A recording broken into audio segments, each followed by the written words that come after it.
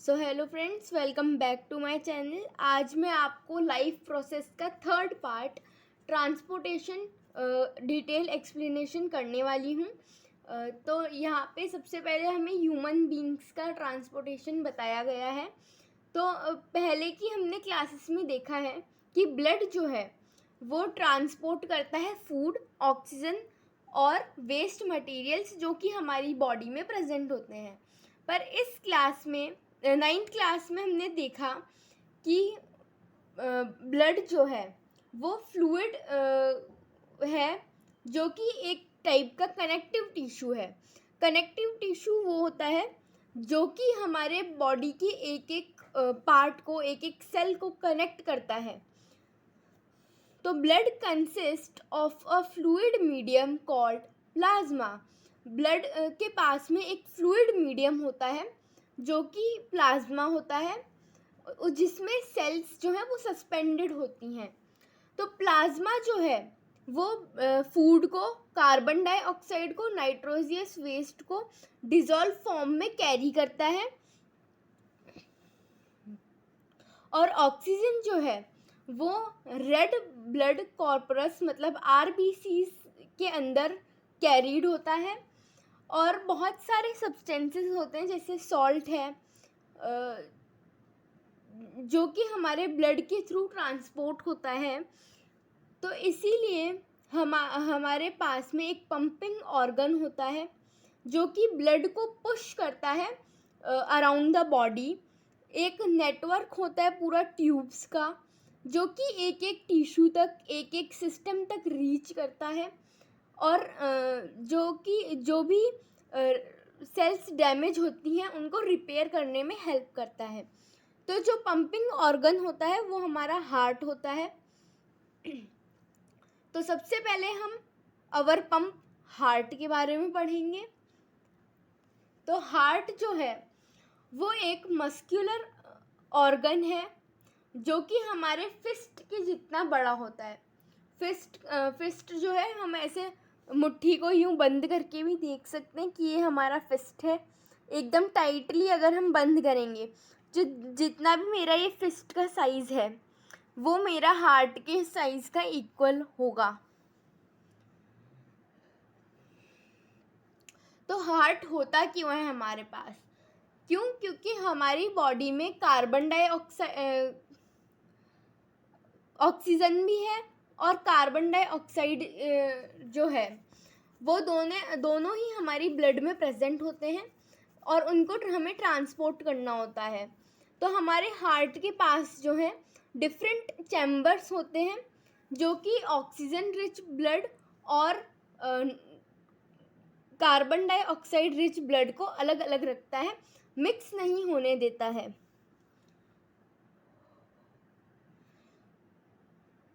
तो the carbon dioxide rich blood has to reach the lungs for the carbon dioxide to be removed.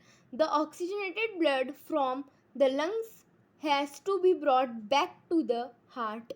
This oxygen rich blood is then pumped to the rest of the body.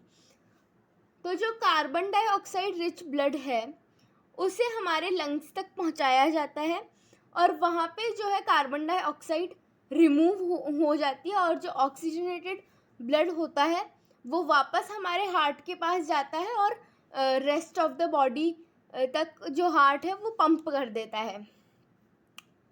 तो अब हम इनके steps देखेंगे कि कैसे कैसे blood जो है वो वापस ऑक्सीजनेट होता है और हमारे पूरे बॉडी में सर्कुलेट होता है। Oxygen rich blood from the lungs comes to the thin walled upper chamber of the heart on the left. तो हमारे हार्ट से जो ब्लड है वो हमारे वेना कावा में आता है। ये वेना कावा है अपर बॉडी का। यहाँ पे हमारे पास जो है ऑक्सीजन रिच ब्लड जो है वो एक थिन पाइप के थ्रू आता है, एंड देन जो है टू द लेफ्ट आर्टरम, तो आर्टरम के पास जो है हमारा ऑक्सीजन रिच ब्लड आता है, जो कि पल्मोनरी वेन्स के थ्रू हमारे पास लेफ्ट आर्टरम में आएगा, यहाँ पे ब्लड आएगा हमारे पास में। और फिर the left atrium relax, then it collecting the blood, it then contract, while the next chamber, the left ventricle, relax to the blood to transfer to it. तो अब यहाँ पे लेफ्ट आर्टरम के पास ब्लड आया और वो यहाँ लेफ्ट वेंट्रिकल में जाएगा, so that the blood is transformed to it. Then the muscular left ventricle contract in its turn, the blood pumped out to the body. तो लेफ्ट वेंट्रिकल से जो ब्लड है वो बाकी बॉडी में जाता है। अब जो डीऑक्सीजनेटेड ब्लड है जो कि हमारी बॉडी से आता है वो हमारे अपर राइट चैम्बर में आएगा, जो कि हमारा राइट आर्टरम है। ये आप देख सकते हैं, ये राइट आर्टरम है। तो यहाँ हमारी बॉडी में ब्लड आएगा, बॉडी से ब्लड आएगा।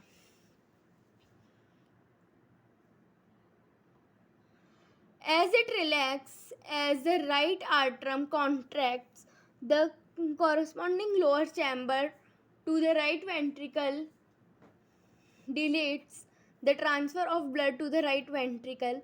अब यहाँ से ये राइट वेंट्रिकल में चला जाएगा ब्लड,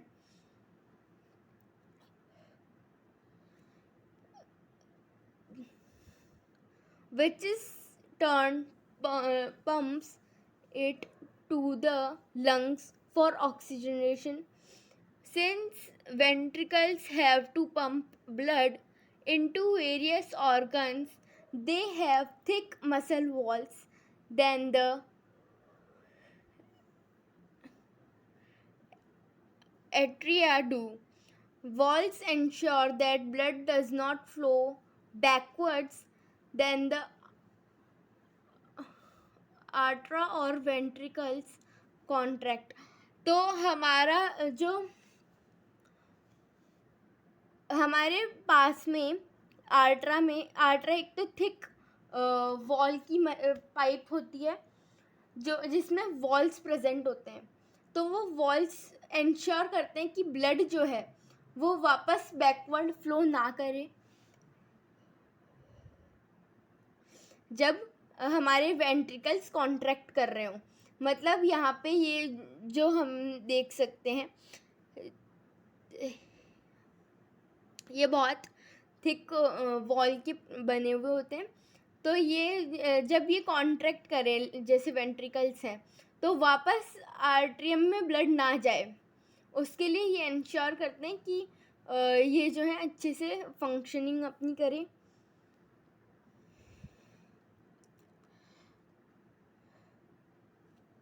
तो ऑक्सीजन जो है अब वो लंग्स में एंटर कर चुका है।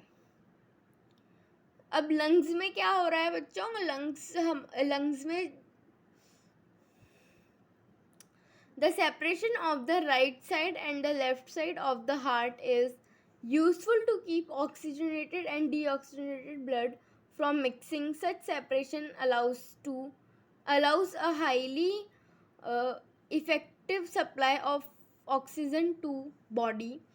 It is useful in animals that have high energy needed, such as birds and mammals, which constantly use oxygen to maintain their body temperature.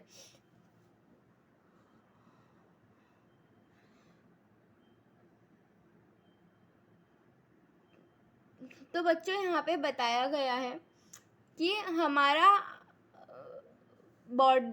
Heart में जो है वो राइट और लेफ्ट साइड में सेपरेटेड है।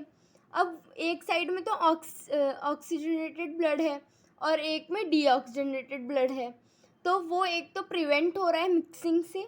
अब ये सेपरेशन जो है ये हाईली इफ़ेक्टिव है ऑक्सीजन की सप्लाई के लिए जब वो बॉडी में सप्लाई हो रहा है। अब ये जो सेट है ये हमारा उन एनिमल्स में बहुत अच्छे से वर्क करता है जिन्हें एनर्जी जो है वो ज़्यादा चाहिए, जैसे कि बर्ड्स में और मैमल्स में। अब बर्ड्स और मैमल्स जो हैं वो कॉन्स्टेंटली अपनी एनर्जी यूज़ करते हैं, तो उनको अपना बॉडी टेम्परेचर जो है मेंटेन करना पड़ता है। In animals that do not use energy for this purpose, the body temperature depends on the temperature in the environment. Such animals like amphibians or many reptiles have three-chambered heart and tolerate some mixing of the oxygenated and deoxygenated blood streams. तो बच्चों, कुछ animals ऐसे भी हैं जिन्हें energy जो है वो इन पर्पस के लिए यूज़ नहीं करनी होती है, तो वो जो है वो अपने टेम्परेचर, एनवायरनमेंट के टेम्परेचर्स के ऊपर डिपेंडेंट होते हैं। वो एनिमल्स होते हैं जैसे रेप्टाइल्स हैं, एम्फीबियंस हैं। रेप्टाइल्स यानी कि जैसे छिपकली हो गई और फ्रॉग हो गया। तो ये ऐसे एनिमल्स हैं जिनके पास में 3 चैम्बर्ड हार्ट होता है और ये थोड़ी बहुत मिक्सिंग जो ब्लड की है ये टॉलरेट कर सकते हैं। अब फिश जो है, फिश के पास तो 2 चैम्बर्ड हार्ट ही है। अब वो जो है वो फिश जो है वो ब्लड को पंप करती है गिल्स के थ्रू, और गिल्स में ही वो ब्लड जो है ऑक्सीजनेटेड हो जाता है और डायरेक्टली जो है रेस्ट ऑफ द बॉडी में सप्लाई हो जाता है। Thus blood goes only once through the heart in the fish during one cycle passage through the body.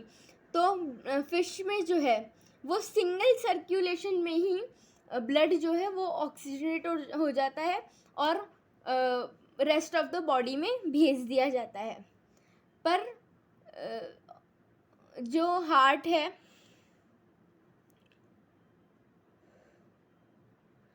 Vertebrates का, वो 2 बार इस साइकिल से जाता है जिसे हम डबल सर्कुलेशन बोलते हैं। वर्टिब्रेट्स मतलब जैसे कि मैमल्स हो गए, बर्ड्स हो गए, जिनके पास भी जो है 4 चैम्बर हार्ट है, वो उनकी बॉडी में डबल सर्कुलेशन होता है।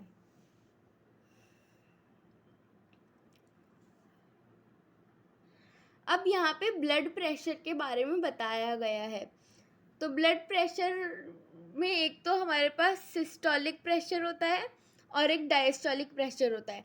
सिस्टोलिक प्रेशर वो होता है जब हम कॉन्ट्रैक्शन कर रहे होते हैं, मतलब जैसे कि अगर हमारा नॉर्मल हैंड है, जैसे कि आप ये वाला हाथ देख रहे हैं, अभी इसमें कुछ भी नहीं है, तो यहाँ पे प्रेशर जो है ब्लड प्रेशर वो 120/80 रहता है। 120 सिस्टोलिक एंड 80 डायस्टोलिक होगा। अब जैसे कि यहाँ पे हमने जो है मेज़रमेंट लेना स्टार्ट किया है, तो यहाँ पे अभी क्या होगा, यहाँ पे कॉन्ट्रैक्शन हो रहा है, तो यहाँ पे थोड़ा सा 120 से ऊपर जाएगा, और जैसे ही रिलैक्सेशन होगा, मतलब हम जैसे रिलैक्सेशन होगा तो 80 के नीचे चला जाएगा। ऐसा हो रहा है तब आपका ब्लड प्रेशर नॉर्मल आएगा 120/80। और जो हमारा ब्लड प्रेशर लेने का इंस्ट्रूमेंट होता है उसको सिग्मोमोनोमीटर कहते हैं।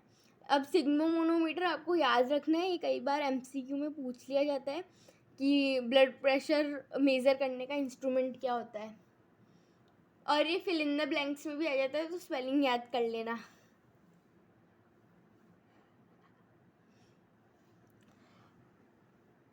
अब है द ट्यूब्स, ब्लड वेसल। तो अब हमें यहाँ पे ब्लड वेसल्स के बारे में बताया गया है।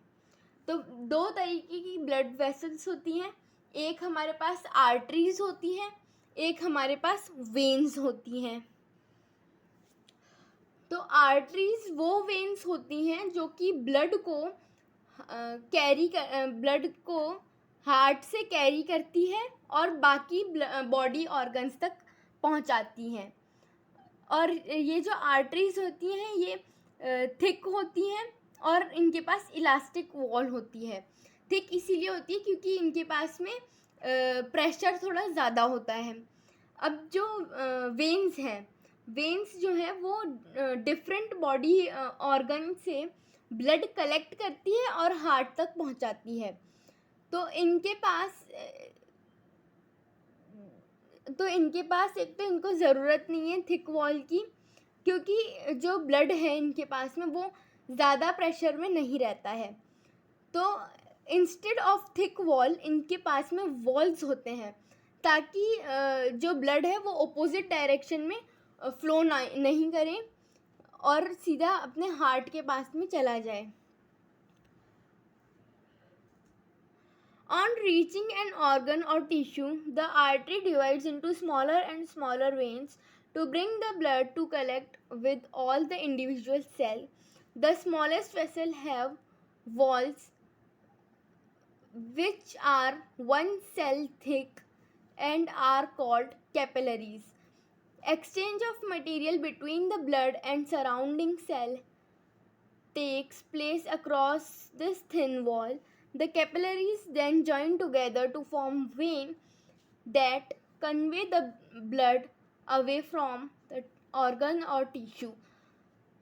तो बच्चों, जब ब्लड जो है वो हमारा ऑर्गन या फिर टिश्यू के पास में पहुंच जाता है, तो आर्टरीज जो है वो स्मॉलर और स्मॉलर वेन्स में कन्वर्ट हो जाती हैं, ताकि एक एक इंडिविजुअल सेल को जो है ऑक्सीजन अच्छे से मिल सके। और इन स्मॉलर वेन्स को हम कैपिलरीज बोलते हैं। और कैपिलरीज जो है वो बाद में जॉइन हो जाती हैं और वेन में कन्वे होके जो ब्लड है वो वापस टिश्यू या फिर ऑर्गन से लेके अपने हार्ट के पास में चली जाती हैं। अब है मेंटेनेंस बाय प्लेटलेट्स। तो प्लेटलेट्स अपन सबको पता है कि क्या होता है। प्लेटलेट्स जो हैं वो हमारे नेचुरली लॉस ऑफ ब्लड को प्रिवेंट करती है जब हमें चोट लग जाती है। तो प्लेटलेट्स का ये वर्क है कि वो लीकेज को जो है वो कम करे जब हमें चोट लग जाए, क्योंकि अगर प्लेटलेट्स नहीं होंगी तो हमारा जो है बॉडी से ब्लड निकलता ही जाएगा और इससे हमारे बॉडी में जो है ब्लड लॉस भी हो सकता है। तो इन सिचुएशंस को अवॉइड करने के लिए प्लेटलेट्स जो हैं वो एक अपना क्लॉट फॉर्म कर लेती हैं और एक प्लग बना लेती हैं जहाँ पे भी चोट लगती है, ताकि जो है ब्लड जो है ज़्यादा नहीं हमारे इंजरी के साइड से निकले। तो यही लिखा हुआ है कि naturally the loss of blood from the system has to be minimised. In addition, leakage would lead to a loss of pressure, which could reduce the efficiency of pumping system. To avoid this, the blood has platelet cell which circulate around the body and plug these leaks for helping to clot the blood at these points of injury. अब है lump.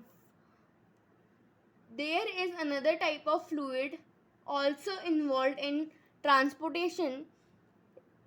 This is called lump or tissue fluid.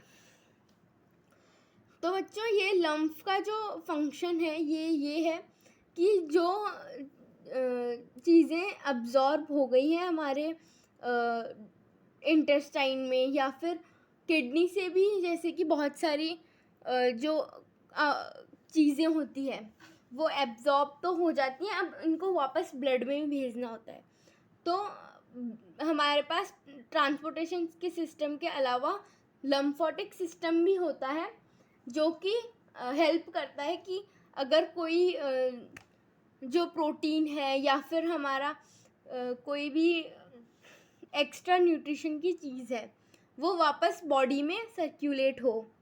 तो lymph जो है ये एक colourless fluid है plasma की तरह, और इसमें लेस प्रोटीन भी है, और लम्फ जो है वो लम्फोटिक कैपिलरीज फॉर्म कर लेता है इंटरसेलुलर स्पेस में, जो कि लार्ज लम्फोटिक वेन्स को फाइनली लार्जर वेन्स में ओपन करता है।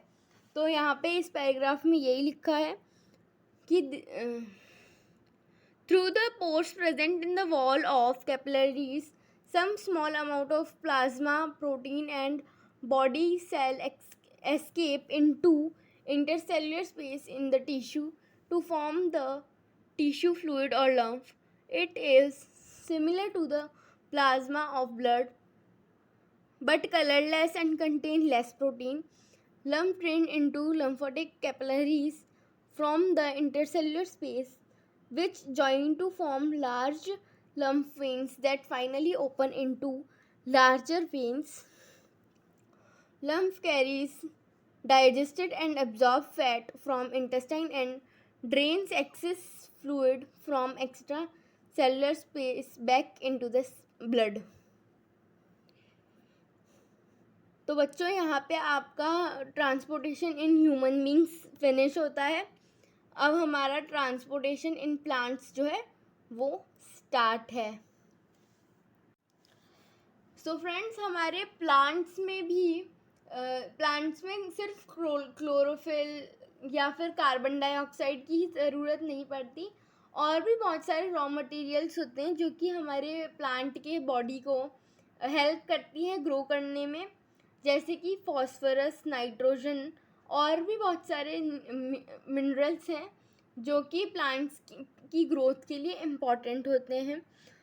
और ये जितने भी मिनरल्स हैं वो सब सॉइल के थ्रू प्लांट्स जो हैं एब्जॉर्ब करते हैं, वो भी रूट की हेल्प से।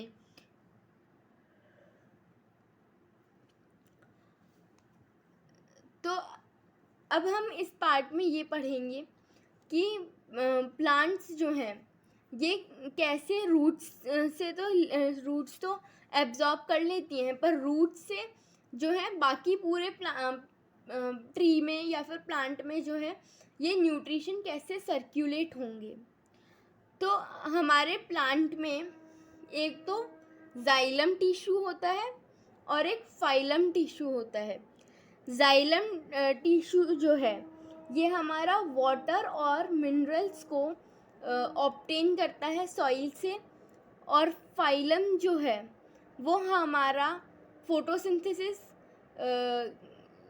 के थ्रू जो भी प्लांट्स ने सिंथेसाइज किया है वो other parts of the plant तक हम पहुंचाते हैं। अब यहाँ पे हमें ट्रांसपोर्ट ऑफ वाटर बताया गया है।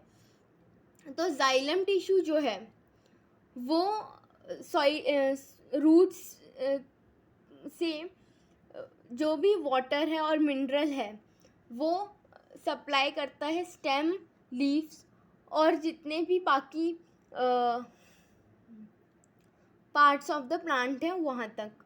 अब रूट्स जो हैं वो हमारे सॉइल के साथ में एक्टिवली आयंस जो है लेती रहती है, और जाइलम इन सब को जो है बाकी प्लांट्स के पार्ट तक सप्लाई करते हैं।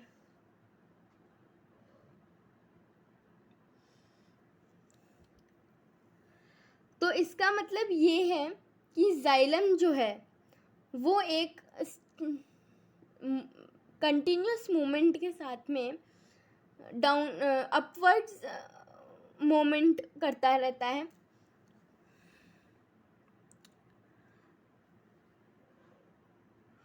अब यहाँ पे बताया है कि plant use another strategy to move water in xylem upwards to the highest point of the plant body, provided that the plant has an adequate supply of water, the water which is lost through the stomata is replaced by water from the xylem vessel in the leaf. In fact, evaporation of water molecules from the cell of a leaf creates a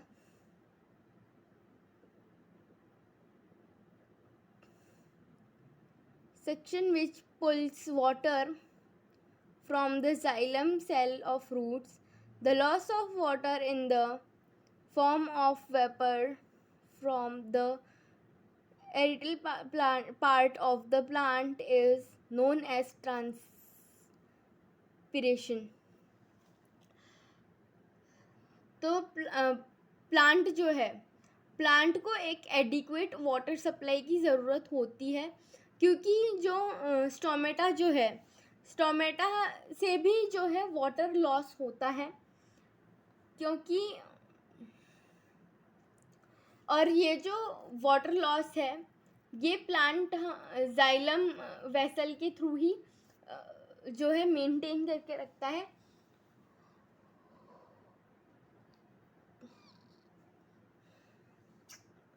और इसी जो अब एरिटल plant part जो है plant का, उसे ही हम transpiration बोलते हैं.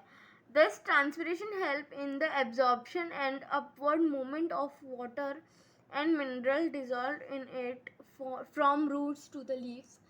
It also help in temperature regulation.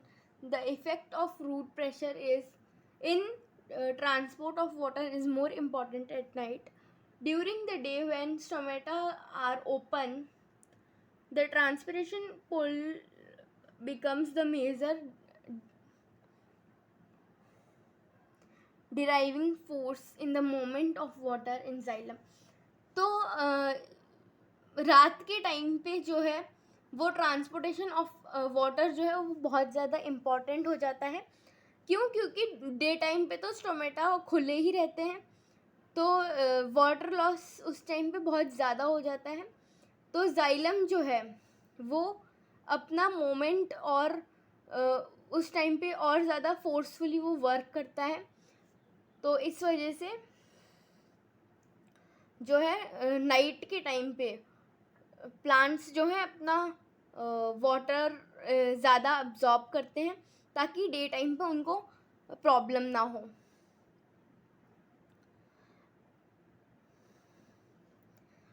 Transport of food and other substances. So far we have discussed the transport of water and minerals in plants. Now let us consider how the product of metabolic process, particularly photosynthesis, are moved from leaves where they are formed to other parts of the plant. The transport of soluble products of photosynthesis is called translocation, and it occurs in the part of vascular tissue known as phylum.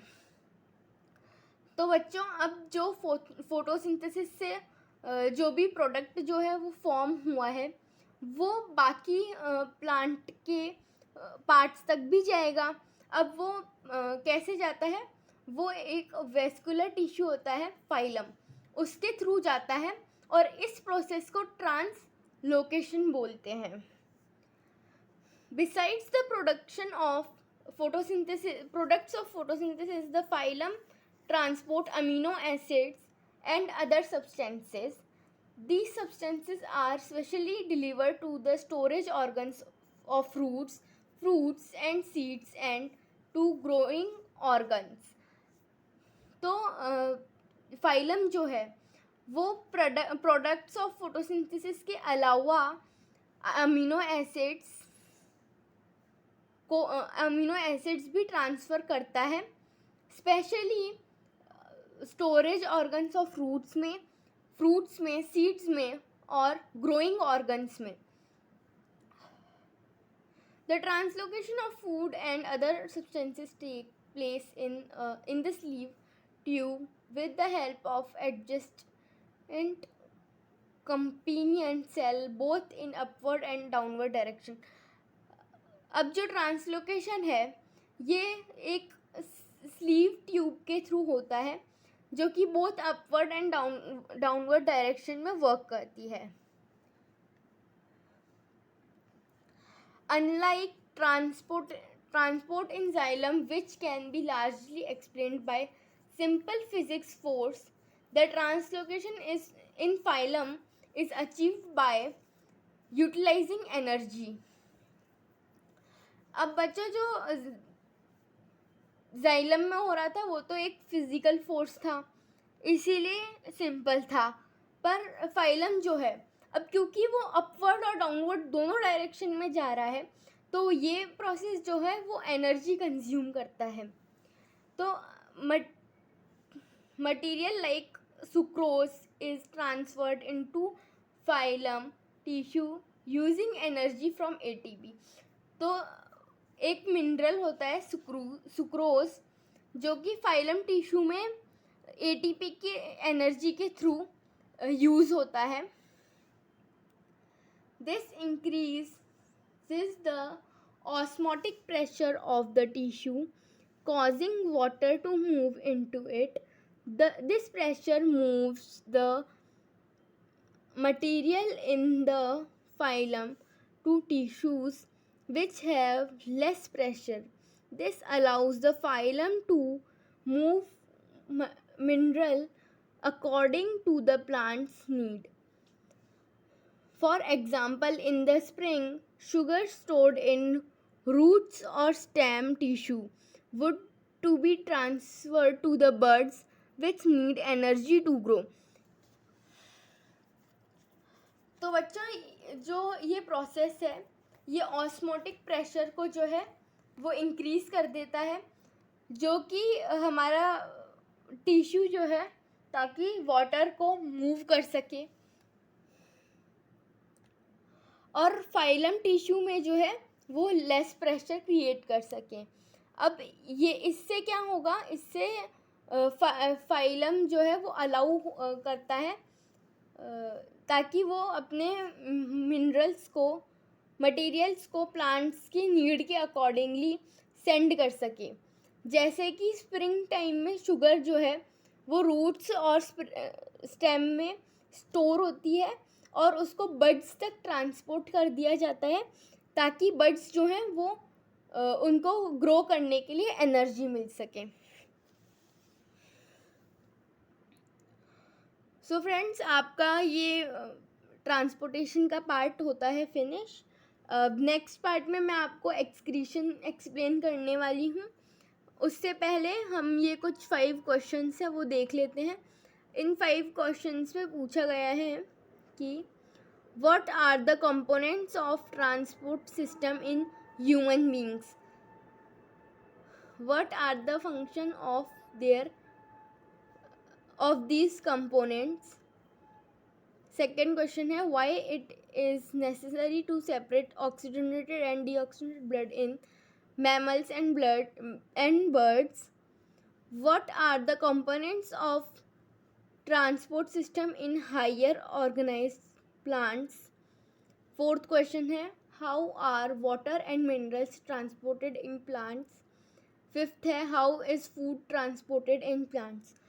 तो friends इन 5 questions को आप solve करेंगे और जो first और second question है इन दोनों question का आंसर आप कमेंट बॉक्स में ज़रूर लिखिएगा. और अगर एक्सप्लेनेशन अच्छा लगा हो तो वीडियो को लाइक कीजिएगा, शेयर कीजिएगा, चैनल को सब्सक्राइब कीजिएगा. Thank you. And next part में हम इसका एक्सक्रीशन मैं आपको एक्सप्लेन करूँगी. और ये जो हाइलाइट्स हैं इनका पीडीएफ आपको मेरे टेलीग्राम चैनल पे मिलेगा. तो टेलीग्राम चैनल आप ज़रूर ज्वाइन कर लीजिएगा. टेलीग्राम चैनल है क्लास 10 स्टडी लाइव विद एनाक्षी. इसका लिंक जो है वो आपको मेरे चैनल पे जो है डिस्क्रिप्शन बॉक्स में मिलेगा. आप वहाँ से भी जाके ज्वाइन कर सकते हैं। Thank you and have a nice day.